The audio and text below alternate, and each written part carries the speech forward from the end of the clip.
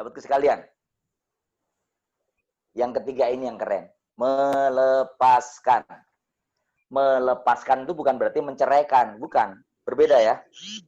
Jadi, sahabatku sekalian, melepaskan ini berbeda. Melepaskan dalam hal ini adalah kita melepaskan sampah-sampah emosi dengan cara memaafkan. Sekarang kita lakukan simulasi ya. Perhatikan. Ketika saya punya jam tangan ini, kemudian jam tangan ini saya berikan kepada Anda terima, maka Anda setelah menerima, Anda bisa melepaskan jam tangan ini di meja manapun, ataupun Anda letakkan di tas, ataupun Anda simpan di mana. Itu bisa, karena Anda sudah menerima. Coba kalau Anda belum bisa menerima ini, tidak mau menerima, Anda tidak bisa melepaskan. Jadi begini sahabat sekalian, ternyata orang-orang yang siap untuk menerima, dia juga siap untuk melepaskan. Suatu hari ada seorang ibu guru, beliau sedemikian cinta luar biasa pada suaminya, dan innalillahi wa inna ilaihi raji'un, suaminya meninggal mendadak karena kecelakaan, dan kemudian dibawa oleh rekannya ke rumah saya, dan saya bilang kepada dia dengan konsep ini, Bu, yuk ikuti kata-kata saya menerima, saya mengakui bahwa ini adalah takdirmu ya Allah. Enggak, ini bukan takdir, ini tidak adil. Nah itu dia bilang. Kemudian saya diam aja dulu, relax dulu. Ya udah, ya Allah, saya menerima bahwa ini tidak adil menurutmu. Ya gitu dong. Nah dia bilang gitu. Saya mengikuti dia dulu. Saya menerima bahwa saya tidak bisa menerima. Iya, saya menerima, saya tidak bisa menerima. Saya menerima bahwa kejadian ini adalah kejadian yang membuat saya sakit hati. Betul, itu betul. Memang kayak orang stres waktu itu. Saya menerima bahwa kejadian ini memang sudah terjadi. Langsung dia nangis. Langsung dia nangis. Waktu tangisan itu hadir, ternyata kesadarannya mulai muncul. Dan yang luar biasa adalah, oke, ada suara-suara yang masuk, nggak apa-apa. Anda merespon harus baik ya. Yang pertama, saya berusaha suara saya lebih dominan. Yang pertama adalah mengakui, yang kedua menerima, yang ketiga melepaskan. Nah, konsep melepaskan ini luar biasa. Cara sederhana melepaskan adalah memaafkan.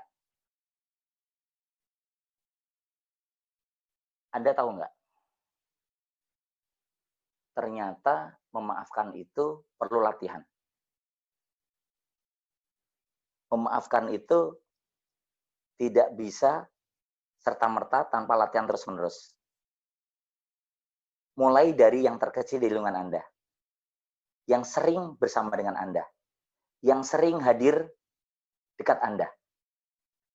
Istri, suami, anak, pembantu, ataupun khodimah, teman, bawahan, atasan, tetangga. Kita coba Ramadan ini kita belajar memaafkan tanpa harus menunggu Lebaran. Oke? Sepakat ya?